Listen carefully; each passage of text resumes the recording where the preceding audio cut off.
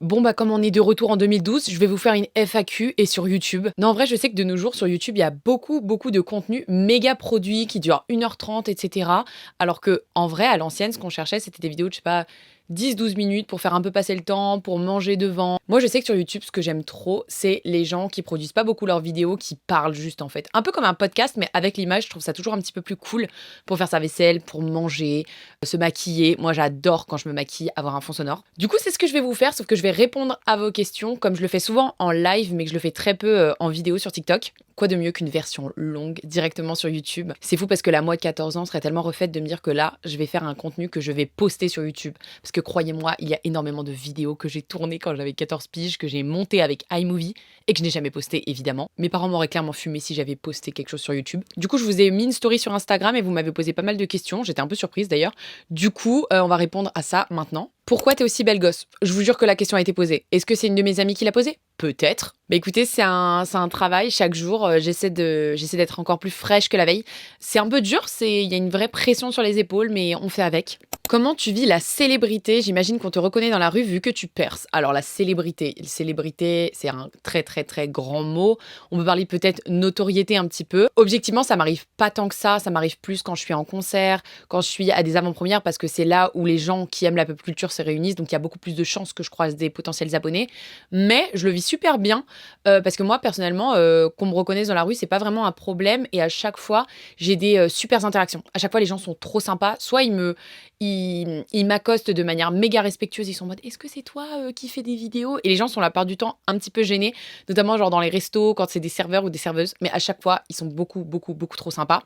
Et aux avant-premières ou aux événements, à chaque fois que c'était des abonnés, j'ai jamais eu des interactions aussi cool. À chaque fois, dites-vous, c'est moi qui mets des tunnels à mes abonnés. Genre, ils viennent juste me parler, je pense, 1 minute, et moi, je leur parle 15 minutes. Et après, je suis en mode, ah, désolé, je parle trop. Et ils sont en mode, non, c'est pas grave, vous pouvez le dire. Si je vous ai déjà mis un tunnel, c'est fort possible, vous pouvez le dire. Mais du coup, moi, c'est que du plus, c'est que de l'amour, objectivement. Ça fait très cucu dit comme ça, mais c'est vrai. J'ai pas eu de mauvaise interaction. Il y a juste une fois où il y a des petites gamines. J'étais chez Normal avec ma meilleure pote et des petites gamines qui m'ont reconnue. Et vraiment, elles arrêtaient pas de crier TikTok, TikTok. Je me suis retournée, je les ai regardées en mode vous êtes gênantes, vous savez. Et elles se sont trouvées tellement bêtes. Genre, tellement bêtes. Elles m'ont regardée en mode on savait pas si c'était toi. Bah d'accord, bah pose la question au lieu de venir me scruter à 2 centimètres de ma tête et crier le mot-clé TikTok. Enfin bref. Du coup, voilà. Mais j'avais été respectueuse, mais genre à un moment donné, il faut se rendre compte que les gens ne sont pas non plus des animaux. Et régulièrement, il y a des gens qui commentent mes vidéos en mode je t'ai croisé à tel endroit, mais j'ai pas osé te parler. Et je suis en mode bah voilà, c'est ça ton problème. C'est ça ton problème, fallait venir, fallait venir. Mais du coup, je comprends que des fois, les gens veuillent pas déranger. Et je trouve que justement, ça a méga évolué. Les gens maintenant ont un peu peur de déranger et du coup, ils préfèrent ne pas t'accoster plutôt que venir demander une photo ou discuter. C'est ça que je trouve intéressant et des fois un peu dommage. Mais je me dis tant mieux pour, par exemple, les gros créateurs qui en ont marre de se faire déranger toutes les 3 secondes, quoi. Ensuite, alors, ça, c'est une question qu'on m'a posée pas mal après un de mes derniers TikTok. C'est t'as fait quoi comme étude, un rapport avec ta passion pop culture? Alors moi, jusqu'à milieu terminal, je savais pas ce que je voulais faire de ma vie et même en terminale, je savais pas. Du coup, j'ai passé des concours d'école de commerce. Et je suis rentrée à l'EM Lyon. Je ne vous recommande aucune des écoles où je suis allée. Je ne vous ferai pas la publicité de ces écoles, puisque, à mon sens, ce n'est pas nécessaire de faire des écoles aussi chères pour le résultat. Je suis TikTokeuse à l'heure actuelle, rendez-vous compte. J'étais à l'EM Lyon, donc en commerce classique pendant 4 ans. Mais par contre, c'était des études 100% en anglais. Master 2, je me suis spécialisée dans les médias et j'ai fait donc un Master 2 dans une autre école de commerce qui s'appelle l'ESCP. C'était vachement ciné, un petit peu journalisme, mais c'était très axé ciné quand même. Moi, j'étais vachement musique. En fait, moi, je suis rentrée en école de commerce, mais je savais que j'avais toujours aimé la pop culture. Littéralement, quand j'étais au lycée, les gens m'appelaient la meuf qui a regardé toutes les séries, la meuf qui va tout le temps en concert. À une époque où les gens n'allaient pas nécessairement en concert et où il n'y avait pas les plateformes de streaming. Moi, j'allais sur des sites de streaming pour voir mes séries aux États-Unis, quoi. Et du coup, je savais pas ce que je pouvais trop faire de toute cette passion. J'ai fait 10 ans de théâtre. Moi, la scène, c'est toujours ce que j'ai adoré faire. Ça, les gens ne savent pas forcément que j'ai fait du théâtre, mais moi, je faisais des spectacles à ma famille quand j'étais petite et tout. Donc, du coup, je me suis retrouvée en école de commerce. J'ai fait mes 3 premières années à faire des stages un peu dans des secteurs qui sont pas du tout liés à la pop culture. Et en 4e année, je me suis dit, bon, meuf, donne-toi les moyens. T'as aucun contact dedans, mais fais des CV spécialisés pour rentrer dans les plus grosses boîtes dont tu rêves. Donc, il y avait M6, la télé, il y avait Canal+. J'ai fait toutes les étapes de Canal+, qui m'a recalé mes skins d'une manière, enfin, bref, n'importe quoi. M6 qui m'a donné ma chance parce que j'avais fait un CV, vous savez, à l'image de, Sisplay. Je sais pas si vous connaissez la plateforme. J'avais fait le CV comme ça, genre. Donc, je m'étais donné. J'avais fait pareil pour Canal+ et M6 m'a pris et j'étais en stage chez M6 Musique. Donc, c'était incroyable. Genre, j'allais au travail et je faisais de la com pour, les sorties d'artistes. Harry Styles a sorti son album à ce moment-là. Genre, j'ai fait de la com par rapport à ça. Enfin, c'était incroyable. Et ensuite, je suis rentrée donc à l'ESCP en master spécialisé dans les médias. Donc là, j'ai dit: «C'est bon, j'ai mis un pied dedans, c'est bon» et j'ai fait mon stage de fin d'études, chez Canal+ pour leur média musique qui s'appelle Jack, où c'était incroyable. Même si l'année d'avant, ils m'ont recalé comme une malpropre, l'année d'après, t'inquiète pas, c'était le meilleur stage de ma vie. Et du coup, ça m'a ouvert les portes de la pop culture et des médias, alors que de base, j'étais en école de commerce qui était basique, classique. Ensuite, j'ai fini mes études et j'étais en PLS en mode bah, j'ai pas de travail. Trouver du travail dans la France de Macron, c'est compliqué. Et bien, un ancien collègue, j'ai été prise en CDD chez France TV Slash, donc en tant que journaliste et créatrice de contenu. Et en parallèle, j'ai commencé la création de contenu. Et ça a pris très très vite, c'était l'année dernière et depuis, voilà. En fait, France TV Slash, à la fin de mon contrat, m'a dit: «Écoute ma belle, tu peux rester mais à mi-temps». J'ai dit: «Bah non, moi il me faut un 35 heures parce que j'aimerais bien travailler, j'aimerais bien payer mon loyer, donc c'est mort». Au final, je n'ai pas repris le travail puisque je vis de la création de contenu depuis l'année dernière. Je sais pas si ça durera qu'un temps, je pense, mais je prends ce qu'il y a à apprendre et moi je vis de ma passion, c'est absolument incroyable. Donc je suis trop trop trop contente. Il y a énormément de gens qui m'ont posé des questions par rapport à mes concerts, à tous les concerts que j'ai faits, à mes concerts préférés. Alors déjà, combien de concerts j'ai fait? On me l'a demandé. J'ai dû en faire entre 50 et 60, sans compter tous les artistes que j'ai vus quand j'étais à un festival, par exemple, où t'en as plein. Il y a des artistes que j'ai vus plein de fois. Muse, je les ai vus 5 fois. Coldplay 3 fois. Harry Styles 3 fois. Enfin, il y a plein d'artistes que j'ai vus plusieurs fois. Il y en a qui me demandent quel a été ton concert préféré ever, et je suis en mode: les gars, je sais pas.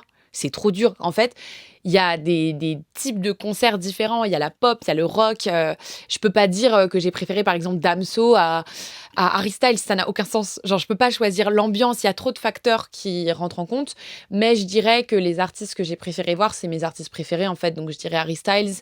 Le concert des One Direction quand j'avais 14 ans, les gars, c'était quelque chose. C'était une vibe que je pourrais jamais revivre à un autre moment. Muse, tous les concerts de Muse, mais je pense que mon préféré, c'était peut-être celui en 2019 au Stade de France. C'était incroyable. Sinon, Coldplay. Coldplay en 2022, c'était incroyable. Incroyable. Sinon, Bruno Mars. Bruno Mars, les gars, enfin, pardon, mais rien qu'avec ses bangers, même s'il avait une scénographie nulle, voilà. Et dernièrement, qui m'a bluffé, c'était Lady Gaga. J'y suis allée en dernière minute, invitée par Universal, c'était absolument incroyable. Je suis trop chanceuse, c'était exceptionnel. La scénographie est folle, elle a que des chansons incroyables, la prestance, l'histoire de tout le concert, enfin, zinzin. Donc, ensuite, on me demande qui est ton artiste fave. Très honnêtement, je dirais Harry Styles, parce qu'en vrai, au moment du Covid, vous savez, on essayait tous de se rattacher à quelque chose, et moi, je suis un peu replongée dans les One Direction, alors que ça faisait genre presque 10 ans que j'écoutais plus. Et je suis retombée, j'y replongée dans Harry Styles, en fait. Et du coup, je me suis intéressée à sa vie perso, à ce qu'il faisait, à ses goûts, etc. Et c'est un des seuls artistes où je connais autant de choses sur sa vie, je dirais. Et j'aime beaucoup la personne. Alors vraiment, je vous jure, je suis pas naïve, mais il y a des gens, tu sais, je mettrais ma main à couper que c'est pas des gens problématiques. Et lui, c'est le seul où je me dis: ouais, lui en vrai, normalement, il a l'air à peu près normal. Il y a jamais personne qui s'est plaint de quoi que ce soit. Donc en vrai, je dirais Harry Styles. Pourquoi t'être lancé sur les réseaux? Au passage, t'aimes trop, bisous. Et bah écoute, merci beaucoup pour le soutien. À chaque fois, je dis ça aux gens et c'est incroyable. En fait, je me suis lancée sur les réseaux parce que la pop culture, j'adore en parler. Mes amis s'en foutent. Ils n'en ont rien à faire.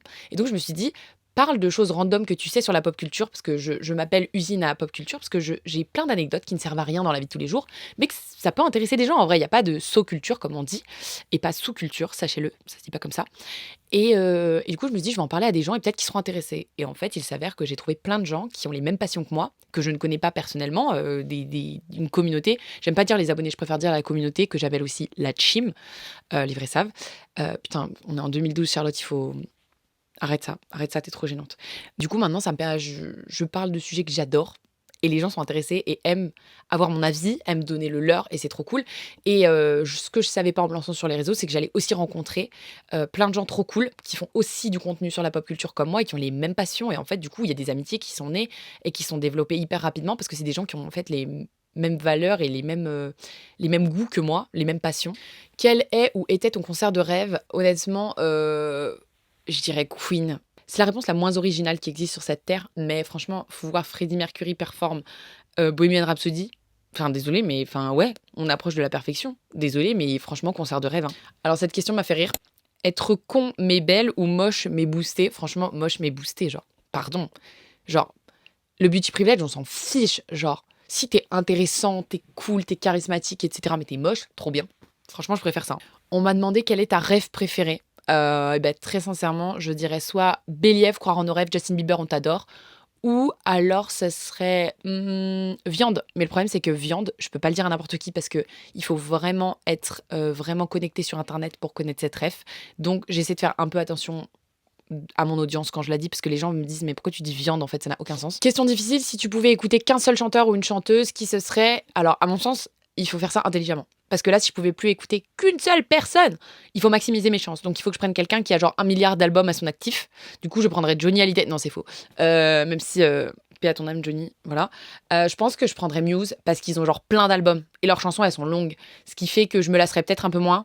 Ou alors peut-être Bruno Mars parce qu'il a pas mal d'albums. Ou Coldplay. Oh, je sais pas. En tout cas, pas Harry Styles, ma belle, t'as que 3 albums, on attend toujours le quatrième. À un moment donné, il faut sortir plus de choses. Il faut faire quelque chose. Il faut aller plus vite. N'hésite pas. N'hésite pas à quitter Rome. N'hésite pas à te remettre au travail. Allez, ma belle. Est-ce que tu penses avoir atteint ton plus haut potentiel sur TikTok? Honnêtement, je pense que peut-être, hein.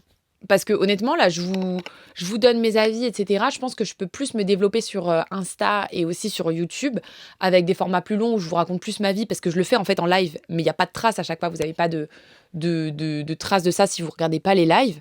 Donc en vrai, je pense que je peux peut-être me développer un petit peu sur YouTube. Il y a plein de gens qui me demandent d'ouvrir un podcast et je suis un peu en mode les gars, je sais pas quoi vous raconter.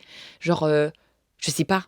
Je sais pas quoi raconter. Mais j'aime trop. En fait, c'est un peu lunaire parce que j'adore parler. Je parle tout le temps. Mais par contre, je suis là en mode, je vais vous raconter quoi, moi, sur un podcast, les gars Je vais vous raconter mes story time. Parce que je vous le fais déjà, en vrai. Et enfin, il y a une question que j'ai bien aimée, c'est comment va ta vie? Et ben honnêtement, ça va. Là, on est dans une période un peu difficile. L'année dernière, au même moment, j'étais en deuil complet par rapport à ma mamie. J'avais eu le buzz avec Spirou, qui avait quand même été assez drainant psychologiquement parce que je me suis pris une vague de l'extrême droite. J'avais des messages tout le temps. Enfin, c'était assez particulier à vivre. Et là, cette année, là, je vis de ma passion. J'ai rencontré des personnes géniales, d'autres moins, et ça arrive, comme on dit. Mais je pense que là, en termes, si j'en parlais avec ma mère, je pense qu'en termes de bonheur, je suis à 90% parce que non, j'ai la famille proche avec qui ça se passe très bien. J'ai des très bons amis. Je sais ce que je veux en amitié. Je suis complètement en paix vis-à-vis de moi, vis-à-vis de ma vie sentimentale. Je suis bien et je vis de ma passion. Les gars, je vais en concert tout le temps, je vais aux avant-premières, je vois des films, j'ai des collabs avec des marques qui sont super.